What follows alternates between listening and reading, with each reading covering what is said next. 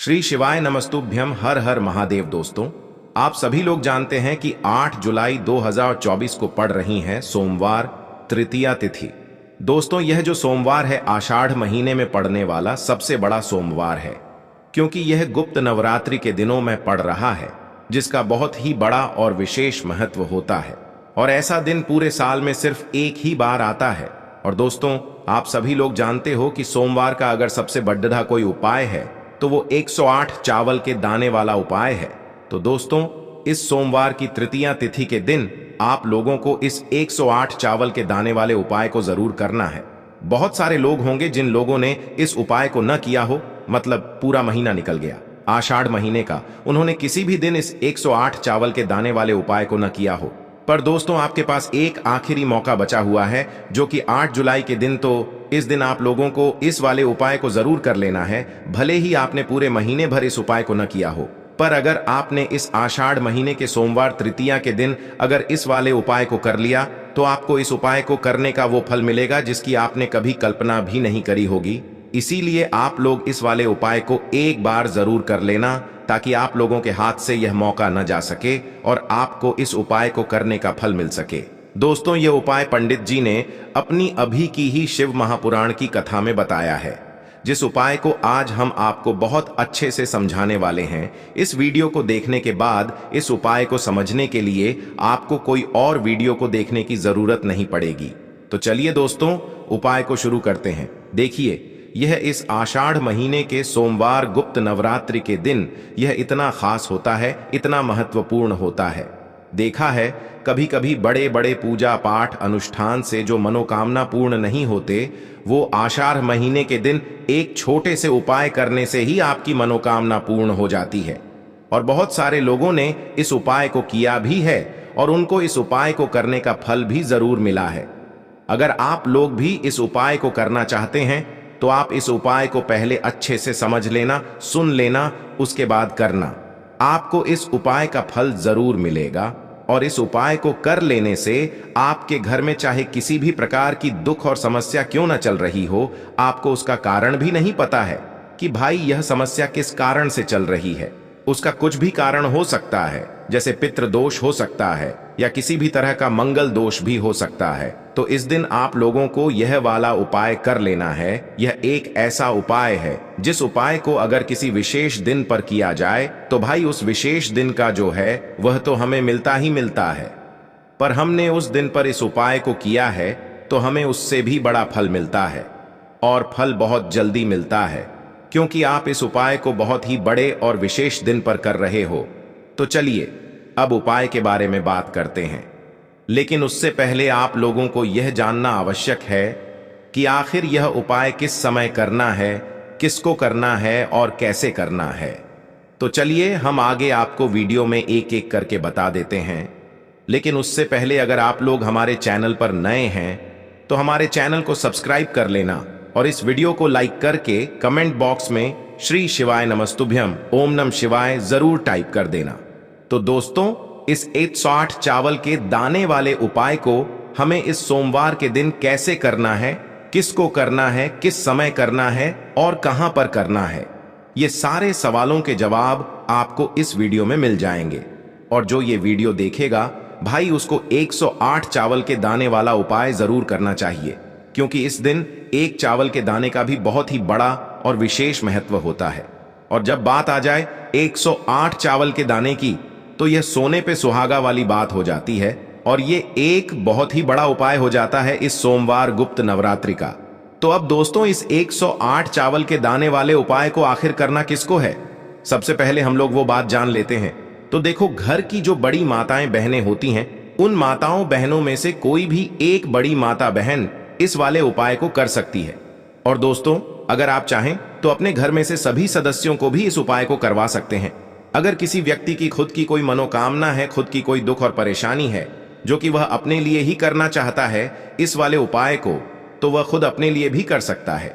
बाकी अगर कोई घर में से ऐसा है जो कि अपने पूरे घर परिवार की सुख और शांति के लिए ये वाला उपाय करना चाहता है, तो भाई वह भी कर सकता है। उसमें भी कोई दिक्कत वाली बात नहीं है। कहने का मतलब यह है कि इस उपाय को हर एक सदस्य भी कर सकता है, और पूरे घर परिवार के सदस्य के लिए घर की बड़ी माताओं बहनों में से कोई एक माता बहन भी कर सकती है। माताएं बहनें अगर घर में उपस्थित न हो या वो यह वाला उपाय न कर पा रही हो तो फिर घर का कोई बड़ा सदस्य भी इस 108 चावल के दाने वाले उपाय को कर सकता है, चाहे फिर वह पुरुष ही क्यों ना हो। उसमें कोई भी दिक्कत वाली बात नहीं है। अब दोस्तों, इस 108 चावल के दाने वाले उपाय को हमें करना कहां पर है? हमें इसे शिव जी के मंदिर में जाकर करना है।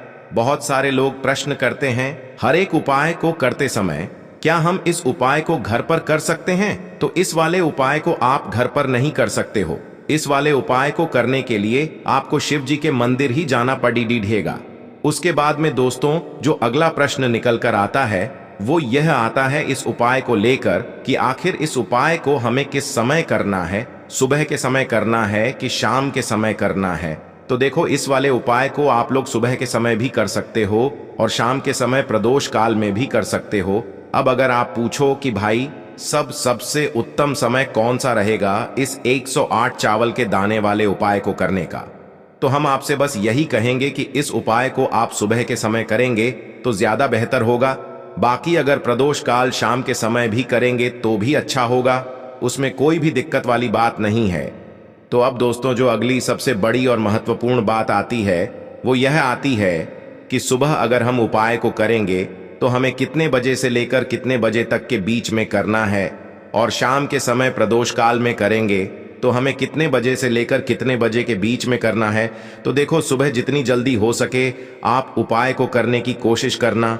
बाकी अगर किसी कारणवश लेट भी हो जाओ, थोड़ी देर भी हो जाए तो 10 या 11 बजे तक भी आप उपाय कर लेना, पर 12 बजे से ज्यादा देरी ना हो, ठीक है? इस बात का ध्यान रखना। उसके बाद में दोस्तों, अगर शाम के समय प्रदोष काल की बात करें, प्रदोष काल का जो समय होता है वो शाम के 6 बजे से शुरू हो जाता है। मतलब शाम के 6 बजे से लेकर 7 बजे के बीच का जो समय होता है ये समय प्रदोष काल का समय होता है। पर अभी जो मौसम चल रहा है, इस मौसम में जो है शाम बहुत देरी से होती है, तो आप इस उपाय को 7 या 8 बजे के बीच में भी कर सकते हो। मतलब शाम के 6 बजे से रात 8 बजे के बीच में आप कभी भी इस वाले उपाय को कर सकते हो, उसमें कोई भी दिक्कत वाली बात नहीं है।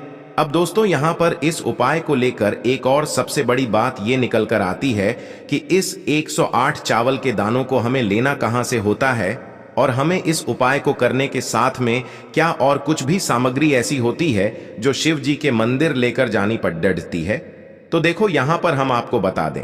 सबसे पहले आप लोग यह जान लो कि यह जो 108 चावल के दाने वाला उपाय है, सिर्फ और सिर्फ आप उपाय की सामग्री लेकर कभी भी शिव जी के मंदिर मत जाना, क्योंकि हमें भगवान के सामने यह नहीं दर्शाना है कि अगर हम भगवान शिव जी के मंदिर आए हैं तो अपने फायदे के लिए आए हैं।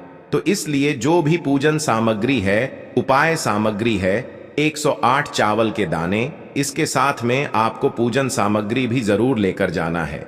देखो, अगर सुबह के समय उपाय कर रहे हो तो सीधी सी बात है, 1 लोटा जल तो आप लेकर जाओगे ही जाओगे।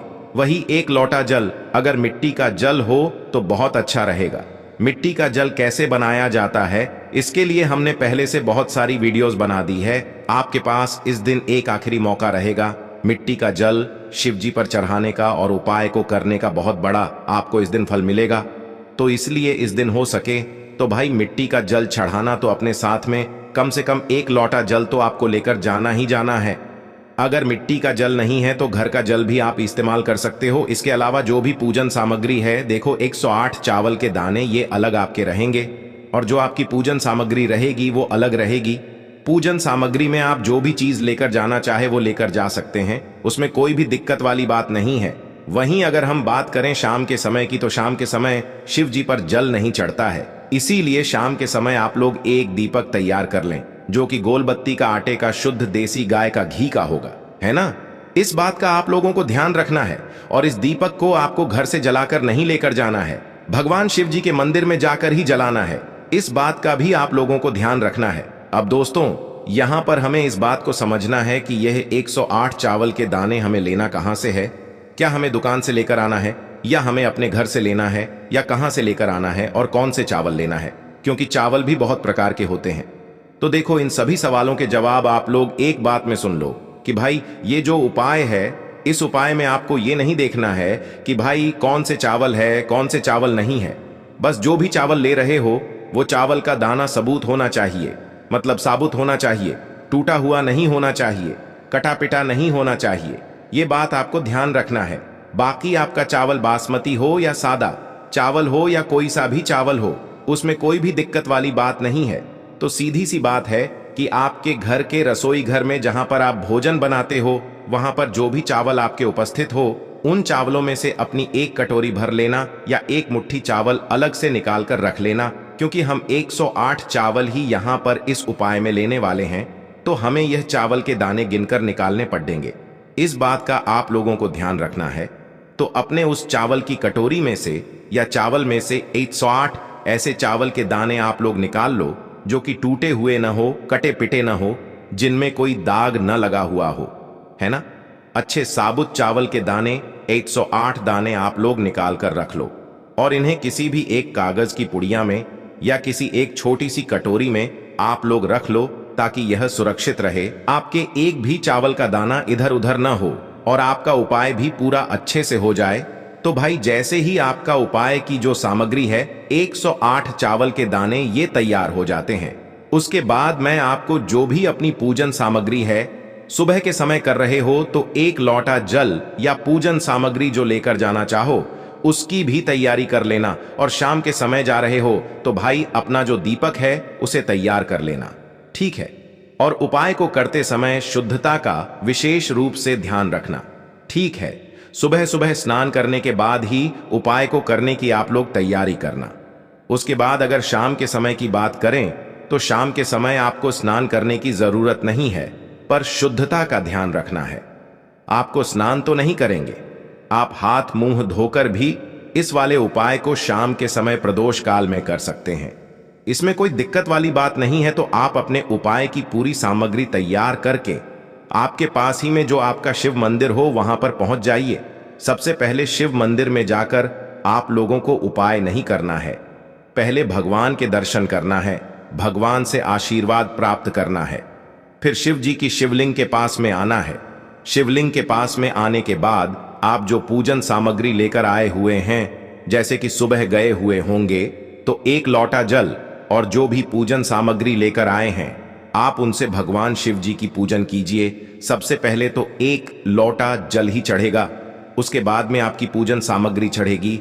उसके बाद में अगर दोस्तों शाम के समय अगर आप इस उपाय को कर रहे हो तो अपने साथ में कम से कम एक जो दीपक है गोल बाती का जो आप अपने साथ में लेकर गए हो, उस दीपक को मंदिर में जाकर अपनी माचिस से जलाना है और उस दीपक को शिवलिंग के पास में रखना है, ठीक है। इस दीपक को रखने के बाद ही आप लोगों को अपना ये वाला उपाय शुरू करना है। और दीपक को ज्यादा पास में मत रखना, वैसे भी गर्मी पड़ रही है, भगवान शिव जी को आंच नहीं लगनी चाहिए, है ना। तो भाई जैसे ही आपकी पूजा अर्चना हो जाती है आप भगवान शिव जी को प्रसन्न कर लेते हैं। उसके बाद में शिवलिंग के पास ही में आप कहीं पर बैठ जाइए, सामने या आसपास जिस जगह पर आपको बैठना हो वहां पर बैठ जाइए और अपने वह 108 चावल के दाने अपने सामने निकाल कर रख लीजिए, क्योंकि अब यहां पर उपाय को यहां पर करने की आपको तैयारी करना है। और इस तरीके से जब आप उपाय करेंगे पूजन सामग्री करने के बाद, पूजन अर्चना करने के बाद, तो आपको उपाय का फल बहुत जल्दी और बहुत बढ़ा होकर मिलेगा।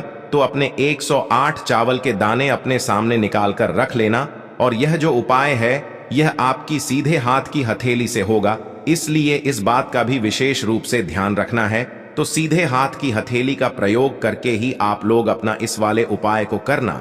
अपने सामने जो भी आपकी कागज की पुड्डियां है उसको खोल कर रख लो, या कटोरी है तो भाई उसे अपने सामने रख लो और अपने वह 108 चावल के दाने निकाल लो, ठीक है।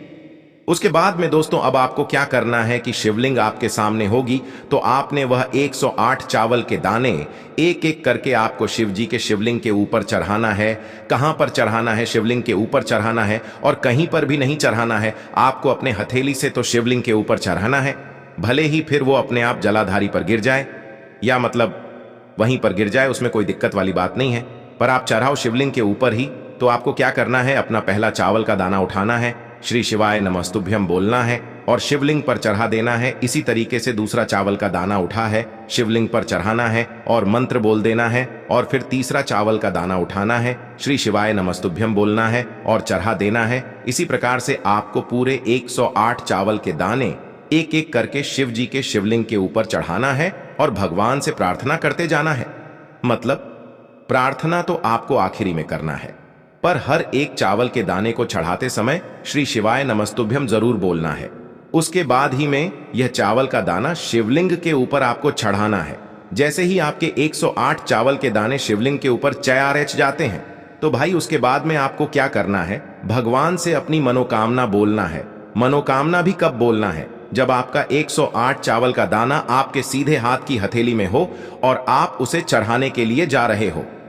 श्री शिवाय नमस्तुभ्यम बोलकर उस आखिरी चावल के दाने को शिवलिंग के ऊपर चढ़ा देना और भगवान से फिर अपनी वह मनोकामना बोल देना, जिस मनोकामना के लिए आप लोग अपना यह वाला उपाय कर रहे हो। जिस भी दुख और परेशानी के लिए आप लोग अपना यह वाला उपाय कर रहे हो, उसके बाद में जैसे ही आप अपनी मनोकामना बोल देते हो, आपका यह वाला उपाय पूरा हो जाता है।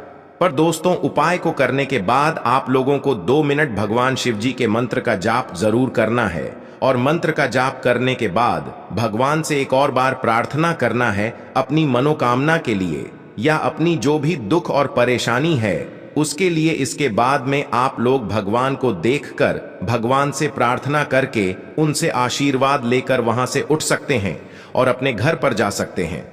बस दोस्तों, यहाँ पर यह वाला उपाय पूरा हो जाता है। इस तरीके से जो भी व्यक्ति छोटी छोटी चीजों का ध्यान रखते हुए इस 108 चावल के दाने वाले उपाय को करेगा, निश्चित सी बात है उसे उसकी मनोकामना जल्द ही पूर्ण होगी और जो भी दुख और परेशानी है वो भी बहुत ही जल्दी दूर होंगे। और दोस्तों, अगर आपको हमारी ये वीडियो पसंद आई हो तो हमारे इस वीडियो को लाइक और चैनल को सब्सक्राइब जरूर करें। हर हर महादेव, ओम नमः शिवाय।